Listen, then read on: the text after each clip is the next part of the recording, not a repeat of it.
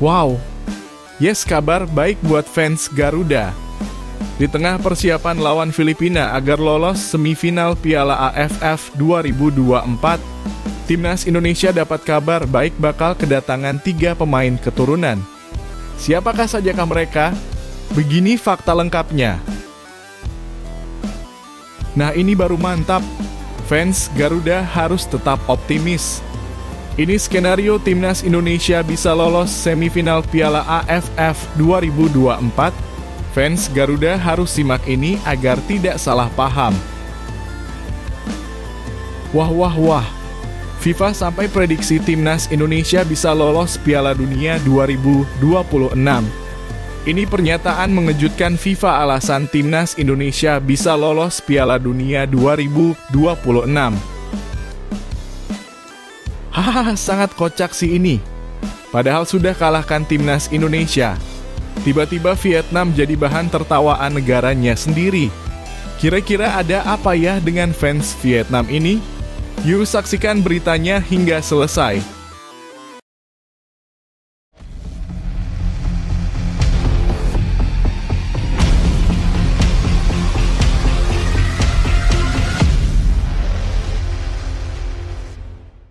Mohon subscribe channel Timnasku Indonesia agar tidak ketinggalan informasi Timnas Indonesia. Skenario Timnas Indonesia lolos semifinal Piala AFF 2024. Timnas Indonesia saat ini berada di posisi kedua klasemen grup B Piala AFF 2024. Namun posisi ini belum sepenuhnya aman. Pertandingan terakhir melawan Filipina pada Sabtu 21 Desember 2024 akan menjadi penentu bagi skuad Garuda untuk melaju ke babak semifinal. Di laga ini kemenangan adalah harga mati. Mengapa demikian? Karena jika berhasil mengalahkan Filipina, Timnas Indonesia akan mengoleksi 7 poin. Jumlah ini cukup untuk mengamankan tiket semifinal tanpa bergantung pada hasil pertandingan lainnya. Namun jika pertandingan berakhir imbang, peluang masih ada, tetapi nasib Indonesia akan ditentukan oleh hasil laga lain, terutama pertandingan antara Filipina dan Vietnam. Saat ini Filipina berada di posisi ketiga dengan 2 poin dan masih menyisakan 2 pertandingan, yakni melawan Vietnam pada 18 Desember 2024 dan Indonesia di laga terakhir. Jika Filipina menang lawan Vietnam dan mampu menahan atau bahkan mengalahkan Indonesia, mimpi semifinal untuk timnas kita bisa pupus. Tidak hanya Filipina, Myanmar yang kini berada di dasar klasemen dengan 1 poin juga bisa menjadi ancaman. Jika Myanmar berhasil menang besar dalam 2 laga terakhirnya melawan Laos dan Vietnam, mereka punya potensi untuk melesat ke posisi atas dan menyalip Indonesia. Bagi Muhammad Ferrari dan kawan-kawan, skenario terbaik tentu adalah memenangkan pertandingan melawan Filipina. Dengan meraih 3 poin penuh, Timnas Indonesia akan mengunci posisi kedua atau bahkan berpeluang merebut puncak klasemen jika Vietnam tergelincir. Namun, jika Indonesia hanya mampu bermain imbang, harapan kita bergantung pada Vietnam. Tim asuhan Vietnam diharapkan bisa mengalahkan Filipina dan Myanmar, sehingga posisi Indonesia tetap aman dengan 5 poin. Di tengah skenario yang penuh tekanan ini, dukungan dari seluruh masyarakat Indonesia akan menjadi bahan bakar semangat bagi Timnas Garuda.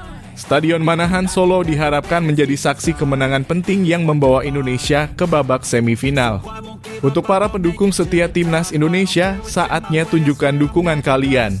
Tuliskan semangat dan harapan terbaik kalian di kolom komentar. Sertakan doa dan dukungan agar skuad Garuda bisa bermain maksimal dan mengamankan tiket semifinal. Semua mata tertuju pada laga pamungkas ini.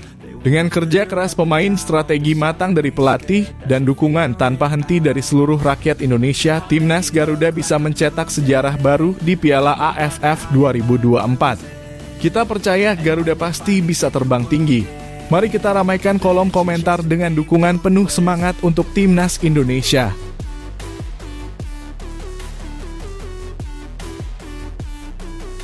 Tiga pemain tambahan Timnas Indonesia datang saat lawan Australia. Kabar gembira datang untuk Timnas Indonesia jelang laga berat melawan Timnas Australia di kualifikasi Piala Dunia 2026 zona Asia. 3 pemain keturunan tambahan dikabarkan siap memperkuat skuad Garuda dalam pertandingan yang akan digelar pada 20 Maret 2025 di markas Australia. Dengan hadirnya pemain-pemain ini, peluang Indonesia mencuri poin dari tim sekelas Australia semakin terbuka lebar. Meskipun secara peringkat FIFA Indonesia tertinggal jauh dalam kurung peringkat 127 dibanding Australia yang berada di posisi 26 dunia, kehadiran 3 pemain keturunan ini bisa menjadi game changer. Siapa saja mereka? Yuk, simak ulasan lengkapnya. Yang pertama, Emil Audero, kiper berbakat berdarah Indonesia-Italia ini jadi sorotan utama. Emil Audero yang kini memperkuat klub Como 1907 di Serie B Italia telah membuka komunikasi dengan Ketua Umum PSSI, Erick Thohir. Dalam pernyataan singkatnya, Emil mengaku sudah berbicara mengenai peluang membela timnas Indonesia. Kehadirannya akan menjadi pesaing kuat bagi Maarten Paes di bawah Mister Gawang. Dengan pengalaman bermain di level Eropa, Emil Audero bisa menjadi benteng kokoh yang dibutuhkan Garuda untuk menahan serangan tajam dari Australia. Kemudian ada Jairo Riedewald, gelandang serba bisa ini juga menjadi kandidat kuat untuk bergabung dengan timnas Indonesia. Setelah terlihat berbicara dengan Sandy Walsh, rumor kepindahan Jairo ke skuad Garuda semakin santer terdengar. Pemain yang punya jam terbang tinggi di Liga Belgia bersama Royal Antwerp ini dinilai cocok menjadi tandem bagi Tom Haye di lini tengah. Kehadiran Jairo Riedewald akan memberi keseimbangan antara pertahanan dan serangan serta menambah kedalaman skuad Indonesia. Nama terakhir adalah Ole Romenig, striker tajam asal Belanda yang telah berkomunikasi langsung dengan Erick Thohir. Berkas naturalisasi Ole diperkirakan akan segera dibahas setelah masa reses DPR berakhir pada 20 Januari 2025. Kehadirannya sangat dinantikan untuk menambah daya gedor timnas Indonesia di lini serang. Bayangkan kombinasi mematikan Ole Romenig, Rafael Struijk, dan Ragnar Oratmangoen. Trio ini bisa menjadi ancaman serius bagi pertahanan Australia yang dikenal tangguh. Dengan bergabungnya 3 pemain keturunan ini, timnas Indonesia diprediksi tampil lebih kompetitif melawan Seychelles. Tak hanya menambah kualitas, mereka juga membawa pengalaman dari kompetisi Eropa yang bisa mengangkat level permainan Garuda. Bagaimana pendapatmu, Sobat Garuda? Apakah kehadiran Emil Audero, Jairo Riedewald, dan Ole Romenig bisa menjadi kunci kemenangan timnas Indonesia melawan Australia? Apakah ini saatnya Indonesia menunjukkan taringnya di kancah Asia? Ayo, tuliskan pendapat dan dukungan kalian di kolom komentar. Kita tunjukkan bahwa semangat Garuda tidak pernah padam. Bersama pemain-pemain berkualitas ini, kita optimis timnas Indonesia bisa mencetak sejarah baru di kualifikasi Piala Dunia 2026.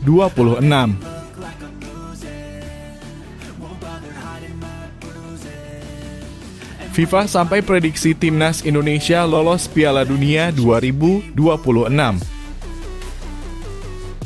Kabar menggembirakan datang dari induk sepak bola dunia, FIFA, yang memprediksi timnas Indonesia berpeluang besar lolos ke Piala Dunia 2026. Ramalan ini muncul menjelang lanjutan babak ketiga kualifikasi Piala Dunia 2026 zona Asia, di mana skuad Garuda siap bertarung sengit demi tiket bersejarah menuju panggung dunia. Timnas Indonesia yang saat ini berada di posisi ketiga grup C dengan 6 poin dari 6 laga telah membuktikan bahwa mereka bukan sekadar tim penggembira. Meski peringkat FIFA Indonesia jauh di bawah raksasa Asia seperti Jepang dan Australia, tim asuhan Shin Tae-yong terus memberikan kejutan demi kejutan. FIFA secara khusus menyoroti performa Jay Itzes DKK yang berhasil menahan imbang tim kuat seperti Arab Saudi 1-1 dan Australia 0-0. Bahkan kemenangan fantastis 2-0 atas Arab Saudi berkat 2 gol Marcelino Ferdinand membuat publik sepak bola Asia mulai membuka mata bahwa timnas Indonesia punya kualitas dan mentalitas juara. Dalam ulasan terbarunya, FIFA memuji semangat pantang menyerah skuad Garuda meski datang sebagai tim underdog. Keberanian mengejar mimpi inilah yang ditunjukkan Merah Putih. Mereka mematahkan ekspektasi dan tampil berani melawan tim-tim kuat, tulis FIFA. Lebih lanjut, FIFA menyatakan bahwa mimpi Indonesia tampil di Piala Dunia bukan lagi sekadar angan-angan, melainkan tujuan yang realistis.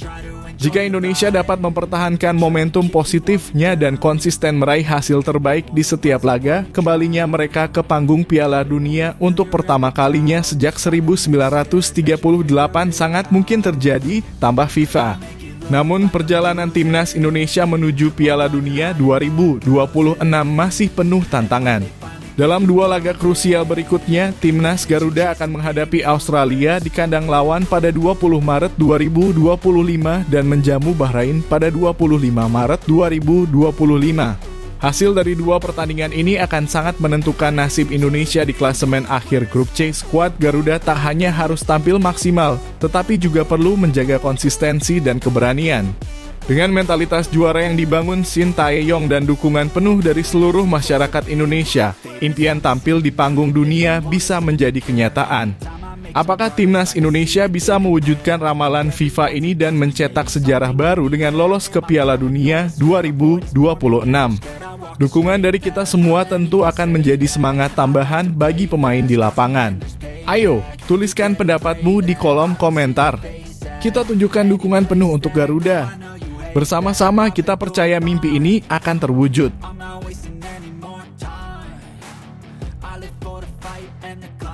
Victor Detan bisa jadi solusi lini depan.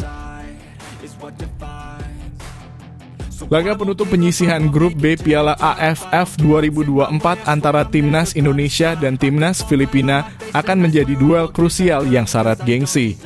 Pertandingan ini dijadwalkan berlangsung di Stadion Manahan, Surakarta pada Sabtu 21 Desember 2024. Hasil dari laga ini akan menentukan langkah skuad Garuda menuju semifinal, membuat atmosfer di lapangan dipastikan penuh tekanan.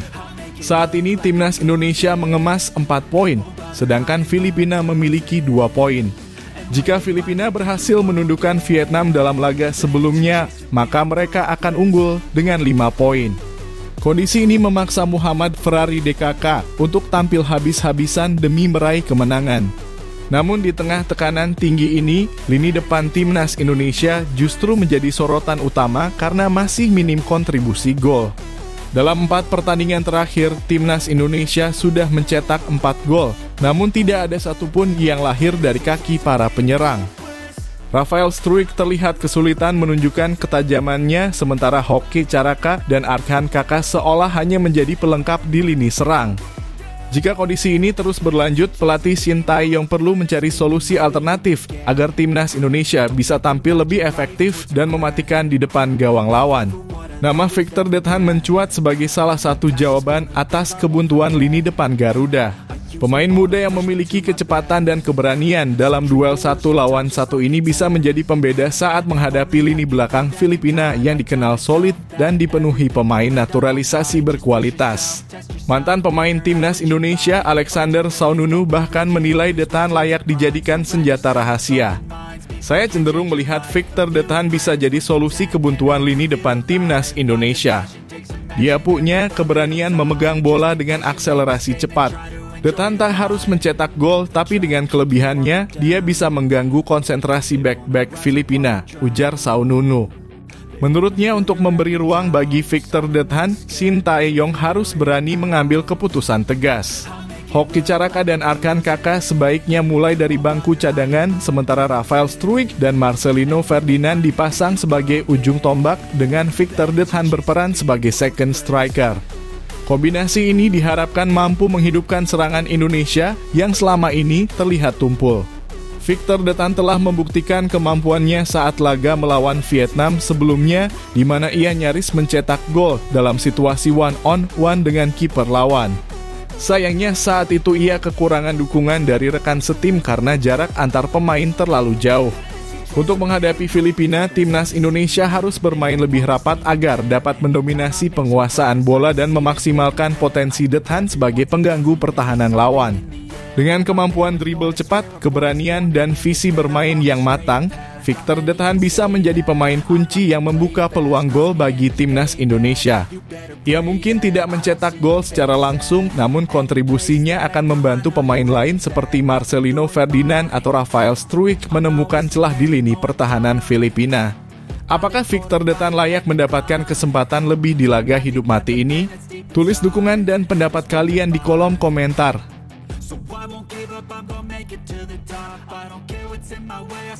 Belum gabung timnas Indonesia, Ole Romani sudah diminati Oxford United. Nama Ole Romani calon pemain naturalisasi timnas Indonesia tengah menjadi sorotan.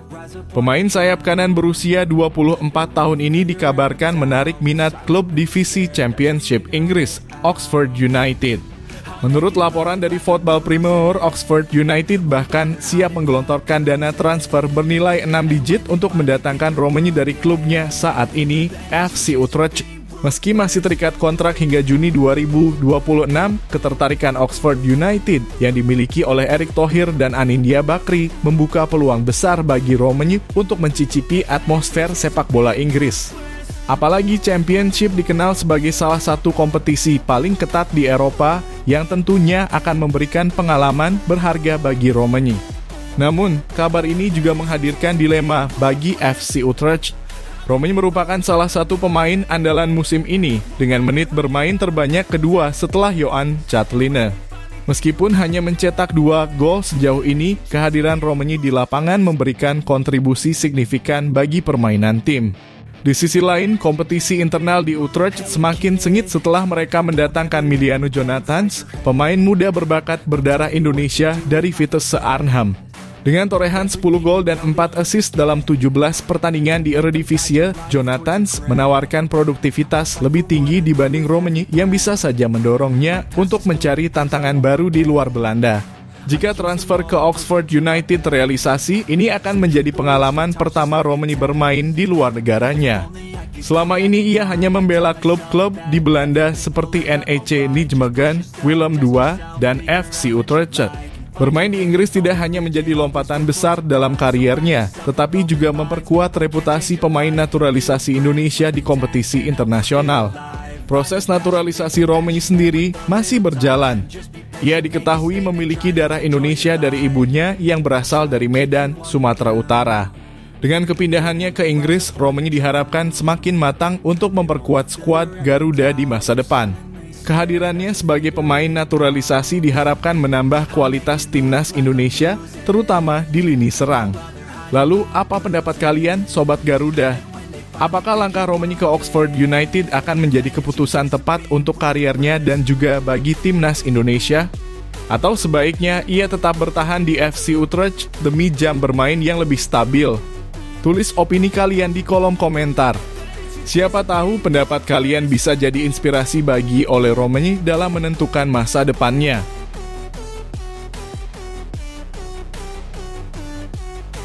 Vietnam jadi tertawaan negaranya sendiri usai menang tipis lawan Indonesia.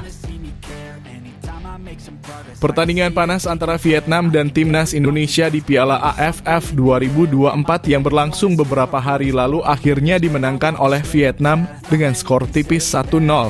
Meski meraih kemenangan, hasil ini justru memunculkan gelombang kritik dan ejekan, baik dari media internasional, media lokal Vietnam, maupun warganya sendiri. Kemenangan lewat gol tunggal Nguyen Quang Hai disambut sukacita oleh fans Vietnam, bahkan diwarnai pawai besar-besaran di jalanan. Tiket pertandingan habis terjual dan stadion dipenuhi dukungan fanatik. Namun, perayaan kemenangan yang dianggap berlebihan itu malah menjadi bahan lelucon di kalangan netizen ASEAN. Pasalnya, Vietnam menghadapi timnas Indonesia yang tidak diperkuat skuad utamanya, melainkan mayoritas pemain muda dari kelompok usia U22. Meski unggul dari segi pengalaman dan materi pemain, Vietnam hanya mampu mencetak 1 gol dan bermain tanpa dominasi yang meyakinkan. Media olahraga internasional seperti ESPN justru memberikan pujian kepada timnas Indonesia. Dalam ulasannya, ESPN menyebut bahwa skuad Garuda Muda tampil gagah berani dan nyaris meraih hasil imbang di kandang lawan. Gagah berani timnas Indonesia hanya kalah lewat gol Nguyen Quang Hai yang sulit dihindari. Meskipun tanpa kekuatan penuh, timnas Indonesia hampir mencuri poin penting, tulis ESPN. Sebaliknya, kritik tajam diarahkan kepada Vietnam. Media lokal Vietnam seperti The Tao 247 menganggap performa timnas mereka kurang memuaskan meski melawan tim Indonesia yang disebut sebagai skuad pelapis. Meski menang, Vietnam tidak menunjukkan performa meyakinkan. Serangan sering terputus-putus, minim kreativitas, dan lini depan kurang tajam, tulis jurnalis Hoang Tung dari The Tao 247. Menurut media Vietnam, tim asuhan Kim Sang-sik dinilai terlalu monoton dalam membangun serangan. Meski menguasai bola lebih banyak, mereka gagal menciptakan peluang berbahaya yang signifikan. Kritik juga diarahkan pada ketidakmampuan Vietnam memanfaatkan kelemahan lawan untuk tampil dominan. Di media sosial, warga Vietnam sendiri banyak yang kecewa dengan performa tim nasional mereka. Beberapa komentar menyebut kemenangan ini tidak layak dirayakan, apalagi mengingat lawan adalah tim muda yang dianggap belum berpengalaman. Bahkan ada yang menyebut kemenangan ini terasa seperti kekalahan. Dengan skuad penuh bintang, hanya menang 1-0 lawan pemain muda. Ini seperti kita kalah, tulis salah satu netizen Vietnam di Twitter. Bagaimana menurut kalian, Sobat Garuda? Apakah Vietnam pantas mendapat kritik meski meraih kemenangan? Atau justru timnas Indonesia yang layak dipuji meski kalah? Tulis pendapat kalian di kolom komentar. Apakah kalian juga merasa kemenangan tipis Vietnam ini menjadi bukti bahwa timnas Indonesia punya masa depan cerah?